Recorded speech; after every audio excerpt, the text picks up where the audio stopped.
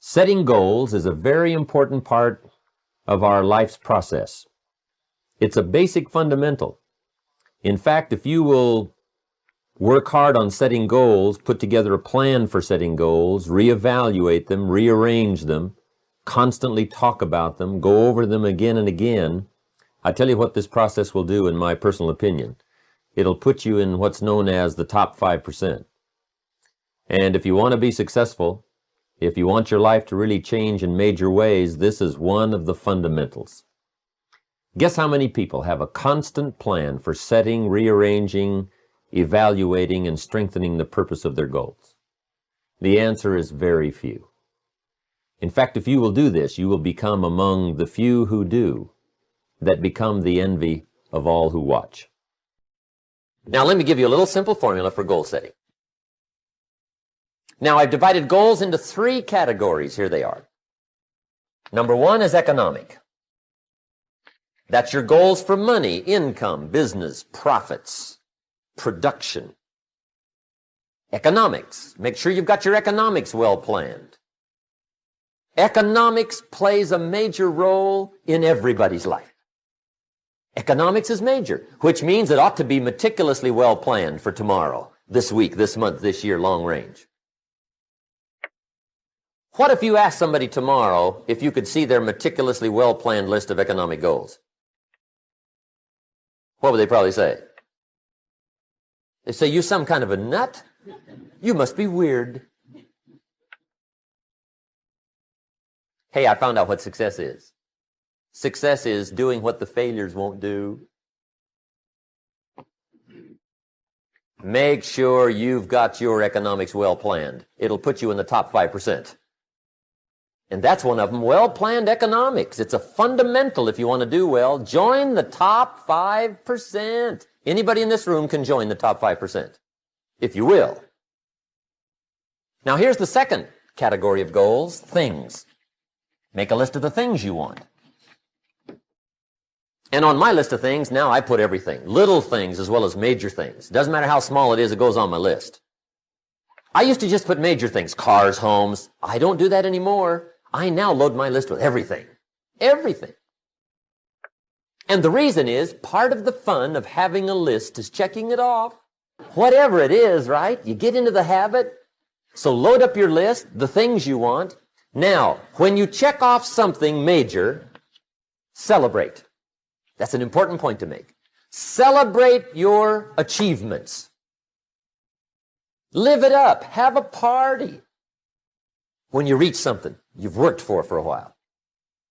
See, we all grow from 2 experiences. One is called the pain of losing. The other one is called the joy of winning. We need both of them. Amplify them as much as you can, which also means make losing painful. If you set up something, fooled around, didn't get it, put it on yourself. On the other side, if you did get it, congratulate yourself. Self-congratulations is a sign of maturity.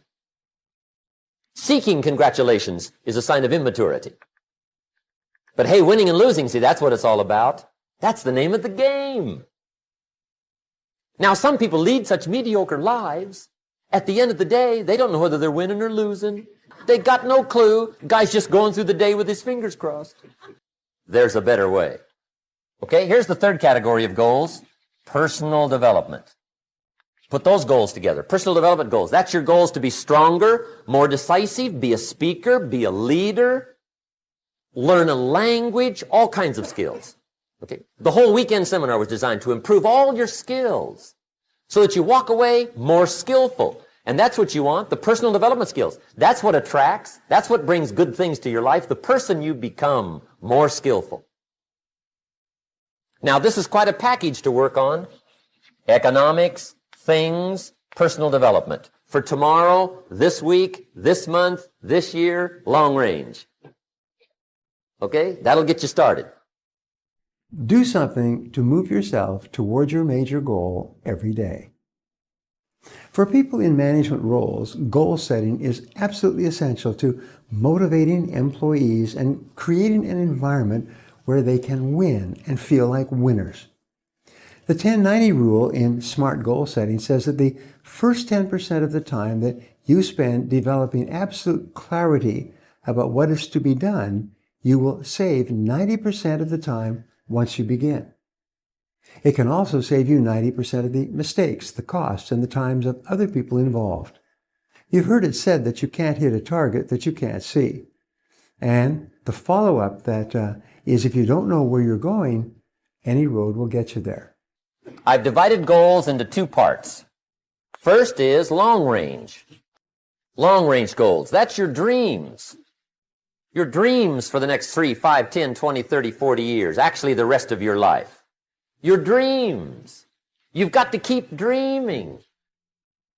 Your better future is a dream for yourself and for your family. Where do you want to go? What do you want to do? What do you want to be? What do you want to see? You've got to dream dreams. There's a Bible phrase that says, without dreams and visions, people perish. You've got to have something to go for that inspires the heart and the soul. Dreams. You've got to dream. Don't lose your dreams for yourself, for your future, for your family. The dreams of love and enterprise and travel and doing things, becoming something unique on your journey here. Don't lose your dreams. Do some dreaming. That's long-range goals. You've got to have those. So that's number one. Here's the second part of goals, short range. Short-range goals. That's your goals for tomorrow, this week, this month, this year, the immediate future. We call these confidence builders.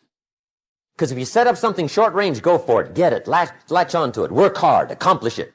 That starts building your strong feelings to go for your dreams. A SMART goal is realistic. It is within the bounds of reality and is something that people can develop a high level of confidence in achieving. In goal setting, many goals are merely aspirational. They do not reflect reality. They are more wishes and hopes than goals. A SMART goal is time-bounded. When you have specific schedules for the attainment of each part of the goal and the completion of each part of the task, it is much easier for people to achieve the goal on schedule.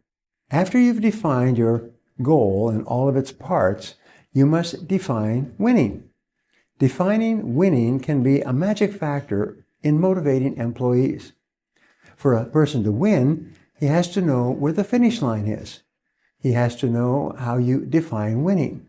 He has to know exactly what he has to do to accomplish the task and cross the finish line. The smaller and tighter the increments, the easier it is for the other person to feel like a winner. Each time that the staff member achieves a mini goal, he or she feels like a mini winner.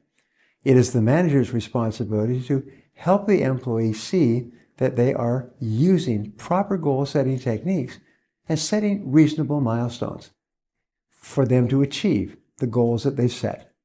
When you assign people a large multitask project that may take many months to complete, be sure to set up a series of milestones and benchmarks so that people have clear short-term targets to aim at and continually generate the feeling of winning. Now here's the simple formula for setting goals. It goes like this. A, work on your goals. That's step one. Work on them. And I put the word work there deliberately. Setting goals is plain hard work. I don't want to kid you. We haven't come here tonight to kid each other. It's work. I know it's work. That's why a lot of people just let it slide. It's work. Many people work hard on their job, but they don't work hard on their future. They just let that slide. And the work involved is making plans. I know most people don't. I understand that. But don't let that be you. Guy says, well, yeah, you work where I work, but the time you struggle home, it's late. You've got to eat a bite of supper, watch a little TV, get to bed. You can't sit up half the night. Plan, plan, plan. And the guy's behind. You got to be better than a good worker. You got to be a good planner. Somebody once wisely said, the people who fail to plan are planning to fail.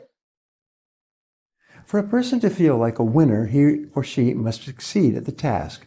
He must achieve the goal. He must accomplish the responsibility and get the result that he was tasked for. Not only is it the job of the manager to be consistently motivating employees, but doing so by helping each person to have success experiences.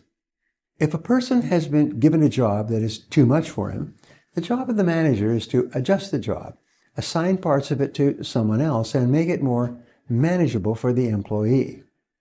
The focus is always on making sure that whatever job the person has, they are capable of doing it successfully sooner or later.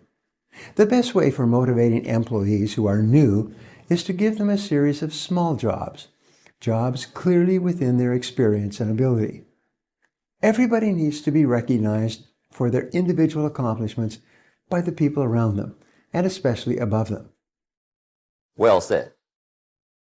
So work on your goals. Here's step 2. Write your goals down. That's so important. I teach my staff around the world, put your goals in your journal. Because one of the major people you want to study is yourself. Say, here's the list of goals I put together 3 weeks ago. Here's the list of goals I put together 2 years ago. Here's some of the changes I made, rearrangement of my priorities. I scratched these off. I put these on. I've gotten these. Study your accomplishments. Study what your desires are. Put them on paper. Write them down. Here's another reason for writing your goals down. It shows you're serious about doing better. And to do better, you gotta get serious. You don't have to be grim, but you must be serious. Everybody hopes things will get better. Everybody hopes. Poor people hope. That ought to tell you something. It means the future does not get better by hope. It gets better by plan. I used to have the affliction called passive hope. It's an affliction. It's bad. Probably what's even worse than that is happy hope. Now that is really bad. That's bad. Happy hope. The guy's 50 and he's broke and he's still smiling. See, that's not good. So get serious about your goals. Put them on paper. Write them down. There's all kinds. His goals, her goals, their goals. Business goals, financial independence goals, family goals. I mean, there's so many things to work on this that if you don't get busy and work on it, sure enough, the time will pass. And sure enough, 5 years from now, you'll wind up where you don't want to be, wearing what you don't want to wear, driving what you don't want to drive, being what you don't want to be. Now's the time to fix it. Now, here's the third step to your goals. Check the size of your goals and the kinds of goals. How big they are, what kind they are, affects you.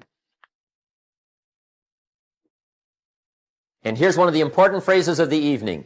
Your goals are affecting you, whatever they are. Your goals affect your handshake. Your goals affect your attitude, personality. Your goals affect the way you walk, the way you talk, the way you dress. All day long, we're being affected by our goals. Now, some people have goals, but they have such lousy goals. The effect is bad. A good tactic for motivating employees is to give positive recognition for an accomplishment, which raises a person's self-esteem, improves their self-image, and motivates them to do even more and better in the future. This is the icing on the cake. You can only get by with praise and recognition for task completion for a limited amount of time. At some point, you must give some kind of reward to acknowledge superior results. Do something to move yourself toward your major goal every day. Now, I'd love to hear from you, so my question today is, have you ever tried setting SMART goals? How do they work out for you? Get together with your family, your wife, your husband, your children, your business colleagues, and make it one of the major fundamentals in your life, constantly setting, rearranging, evaluating, and strengthening the purpose of your goals.